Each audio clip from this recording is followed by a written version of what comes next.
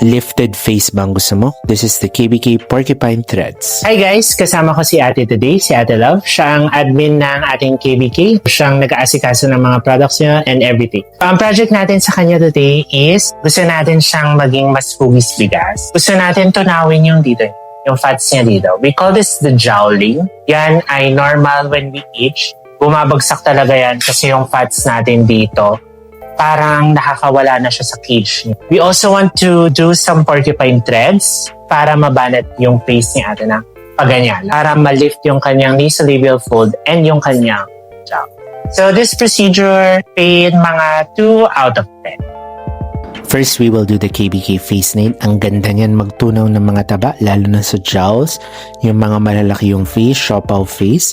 This is the porcupine threads, no? So, pinapasok natin siya along the laugh line and the marionette line, no? Grabe yan, baba natin niya talaga yan. Ngayon, along the jawline.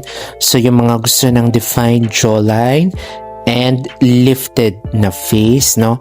Hugis bigas, kumbaga. Ito talaga. Ang maganda dito, baby threads. So, very minimal downtime. Okay? Pakita ko yung results next time. See you guys.